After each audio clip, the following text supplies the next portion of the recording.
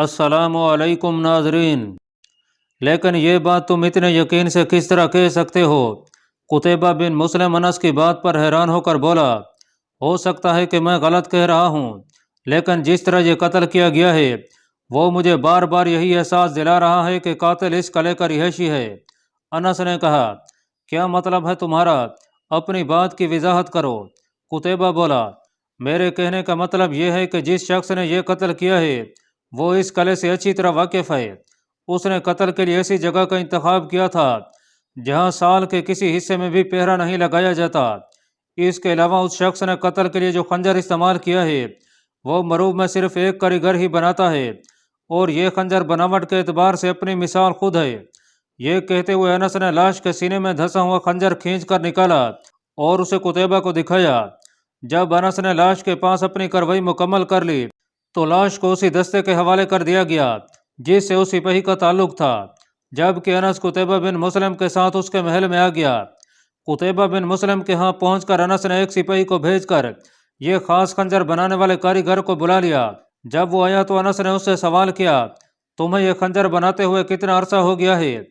اے وہ کہ جسے اللہ نے طاقتور بنایا ہے، خنجر بنانے والے کاریگر نے کہا، ہم لوگ تو نسلوں سے خنجر بناتے چلے آ رہے ہیں۔ یہ بات مجھے معلوم ہے کہ تم لوگ نسلوں سے اس پیشے سے وابستہ ہو۔ میں اس خاص قسم کے خنجر کی بات کر رہا ہوں۔ یہ کہہ کر انس نے وہ خنجر کاریگر کے سامنے رکھ دیا جو اس نے لاش کے سینے سے نکالا تھا۔ یہ خاص قسم کا خنجر واقعی خوب تھا۔ اس کے ایک طرف دھار کی بجائے دونوں طرف دھار تھی، اور یہ دھار عام خنجروں کی طرح سیدھی پتری پر نہیں تھی، بلکہ پتری کے دھار والے کنارے قدر آری کے دندانوں کی طرح تھے۔ اس خنجر کی پتری عام خنجروں سے نصف تھی، جبکہ اس کا دستہ قدر لمبا تھا، اور اس خنجر کی قیمت اس دور میں ایک اچھی تلوار سے بھی زیادہ تھی۔ مجھے یہ خنجر بناتے ہوئے 3 سال ہو گئے ہیں۔ کاریگر نے انس کی بات کے جواب میں کہا، چند دن پہلے تم سے کون خنجر خریدنے آیا تھا؟ انس نے دوبارہ سوال کیا۔ خنجر خریدنے کئی لوگ روزانہ آتے ہیں، اس لیے یاد نہیں رہتا کہ کون کون خنجر خریدنے آیا تھا، کاریگر نے جواب دیا۔ انس نے مزید کچھ سوالات کے بعد کاریگر کو رخصت کر دیا، لیکن وہ کاریگر کے جوابات سے مطمئن نظر نہیں آ رہا تھا۔ چنانچہ اس نے ایک سپاہی کو بلایا اور اسے اچھی طرح سمجھا دیا کہ اسے کاریگر پر نظر رکھنی ہے۔ اس نے سپاہی کو یہ بات خاص طور پر کہی تھی کہ اگر اسے کاریگر کی کوئی مشکوک حرکت نظر آئے تو وہ فوراً انس کو خبر کرے۔ سالے کو قتل کیے ہوئے کئی دن گزر گئے تھے، لیکن ابھی تک اس کے قاتل کا پتہ نہیں چلا تھا۔ ان چند دنوں میں ایک اور سپاہی اسی طرح قتل کر دیا گیا تھا جس طرح سالے کو قتل کیا گیا تھا، اور یہ بات نہ صرف انس کے لیے پریشانی کا باعث تھی بلکہ قتیبہ بن مسلم بھی اس پر فکر مند تھا۔ جب انس کو دوسرے سپاہی کے قتل کی اطلاع ملی تو اس نے لاش کا معائنہ کرنے کے بعد خنجر بنانے والے کاریگر کو دوبارہ بلوا لیا۔ کاریگر آیا تو انس نے اس سے سوال کیا، تمہیں شاید اطلاع مل گئی ہو کہ اس ایک ہفتے کے اندر فوج کے 2 سپاہیوں کو قتل کر دیا گیا ہے، اور ان دونوں کے قتل میں تمہارے بنے ہوئے خنجر استعمال ہوئے ہیں۔ دونوں سپاہیوں کو ایک ہی طرح قتل کیا گیا ہے، اور قتل کرنے کے بعد قاتل خنجر لاش کے ساتھ ہی چھوڑ گیا ہے۔ مجھے ان دونوں سپاہیوں کے قتل کی اطلاع مل گئی ہے اور میں خود اس پر حیران ہوں، کاریگر نے جواب دیا۔ گزشتہ دنوں کسی نے تم سے ایک بڑی تعداد میں خنجر تو نہیں خریدے؟ انس نے کاریگر سے سوال کیا۔ اس کی بات سن کر کاریگر چونک اٹھا۔ ہاں، تقریباً 3 ہفتے پہلے ایک شخص نے مجھے تقریباً 50 خنجر بنا کر دینے کا کہا تھا۔ اس نے مجھے ان خنجروں کی قیمت پہلے ہی ادا کر دی تھی، اور میں نے اسے 50 خنجر تقریباً 2 ہفتوں میں تیار کر دیے تھے، کاریگر نے کہا۔ کاریگر کی بات سن کر انس کی آنکھوں میں ایک چمک سی پیدا ہو گئی۔ کیا تم اس آدمی کو جانتے ہو جس نے تمہیں 50 خنجر تیار کرنے کا کہا تھا؟ اس نے سوال کیا۔ ہاں، میں اسے جانتا ہوں، وہ میرے گھر کے پاس ہی رہتا ہے، کاریگر نے جواب دیا۔ تو انس نے ایک سپاہی کو بھیج کر اس آدمی کو بلوا لیا جس نے کاریگر سے 50 خنجر تیار کروائے تھے۔ وہ آدمی آیا تو انس نے اسے قید خانے میں بند کروا دیا۔ انس کی یہ حرکت عجیب تھی کہ اس نے اس شخص کو بغیر کسی تفتیش کے قید خانے میں بند کروا دیا تھا، لیکن اس کی وجہ یہ تھی کہ وہ اس شخص سے کوئی بات پوچھنے سے پہلے اسے ذہنی طور پر منتشر کرنا چاہتا تھا۔ اس شخص کو یہ بھی نہیں بتایا گیا تھا کہ اسے کس لیے قید کیا گیا ہے۔ 2 دن کے بعد انس اس سے ملنے قید خانے میں گیا۔ اس شخص کی حالت نہایت بری ہو رہی تھی۔ ان 2 دنوں میں اسے کھانے اور پینے کو بہت کم دیا گیا تھا۔ اس کے علاوہ اسے ذہنی طور پر منتشر کرنے کے لیے یہی بات کافی تھی کہ اسے معلوم ہی نہ تھا کہ اسے کس لیے قید کیا گیا ہے۔ ان 2 دنوں میں وہ اس حالت کو پہنچ گیا تھا جس حالت تک انس اسے لانا چاہتا تھا اب انس اس سے پوچھ گچھ کر سکتا تھا۔ چنانچہ انس نے اسے سوال کیا، تمہیں معلوم ہے کہ تمہیں ہم نے قید خانے میں کیوں بند کیا ہے؟ نہیں، اس شخص نے لڑکھڑاتی ہوئی آواز میں جواب دیا، تم نے قتل کیا ہے۔ انس نے قتل کے لفظ پر زور دیتے ہوئے کہا، یہ تم کیا کہہ رہے ہو؟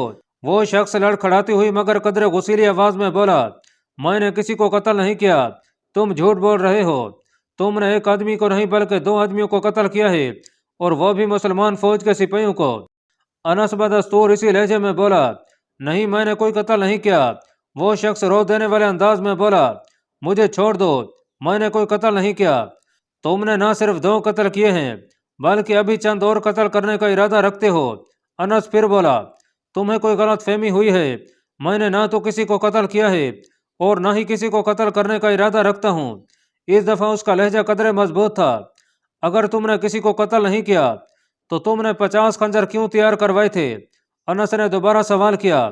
اس سوال پر وہ شخص قدرے چونکا، لیکن پھر وہ بولا، وہ خنجر تو میں نے اپنے ایک دوست کے لیے تیار کروائے تھے جو انہیں کسی دوسرے شہر جا کر بیچنا چاہتا تھا۔ اگر وہ خنجر دوسرے شہر بیچنا چاہتا تھا تو اس نے خنجروں کی تیاری کے لیے کاریگر سے خود رابطہ کیوں نہیں کیا؟ انس نے سوال کیا۔ اس کا کاریگر کے ساتھ جھگڑا چل رہا ہے، وہ شخص بولا۔ اس شخص کی بات پر انس قدرے چونکا۔ اس نے اس سے دوبارہ سوال کیا، اس کا اور کاریگر کا کس بات پر جھگڑا چل رہا ہے؟ مجھے اس کا علم نہیں، اس نے جواب دیا۔ اس سے مزید تفتیش کے بعد انس کو اس کی بے گناہی کا یقین ہو گیا، تاہم اسے رہا کرنے کی بجائے قتیبہ کے محل کے ایک کمرے میں نظر بند کر دیا۔ اس کے بعد انس نے اس شخص کے گھر چھاپا مارا جس نے اصل میں خنجر خریدے تھے۔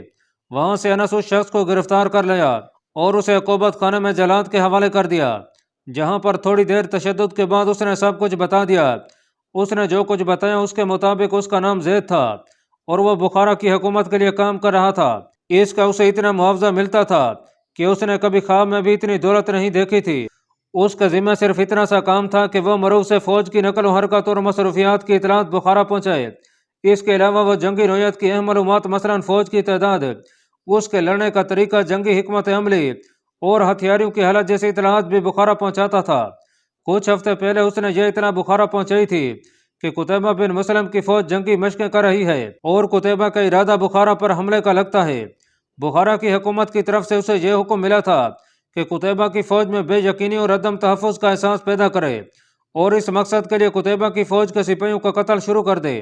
شاید وہ اپنے مقصد میں کامیاب ہو جاتا، کیونکہ صرف 2 سپاہیوں کے قتل سے اس نے نہ صرف سپاہیوں کے ذہنوں میں شکوک بیدار کر دیے تھے بلکہ قتیبہ اور اس کی انتظامیہ کو بھی ہلا کر رکھ دیا تھا۔ یہ اللہ تعالیٰ کی مہربانی تھی کہ وہ بہت جلد پکڑا گیا تھا۔ انس نے اس سے اس کے دوسرے ساتھی کے بارے میں معلومات لیں جو اس قتل میں اس کے ساتھ تھا۔ اس کے دوسرے ساتھی کو بھی گرفتار کر لیا گیا، اس نے بھی اپنے قصور کا اعتراف کر لیا۔ دونوں سے مزید کچھ تفتیش کے بعد انہیں جلاد کے حوالے کر دیا گیا۔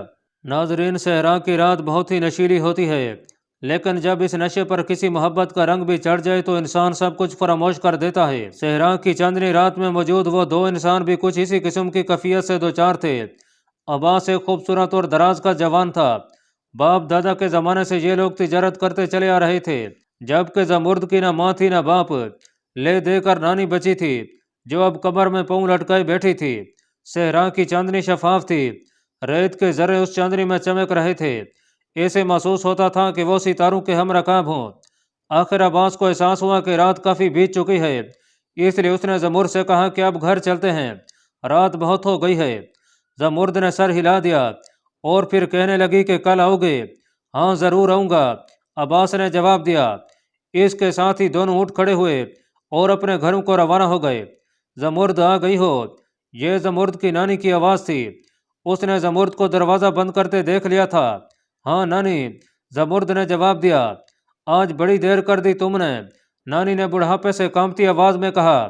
دیکھ بیٹی، اس کی نانی بولی، عباس اچھا لڑکا ہے، لیکن تمہارا اس طرح اس سے ملنا ٹھیک نہیں، لوگ طرح طرح کی باتیں بنائیں گے۔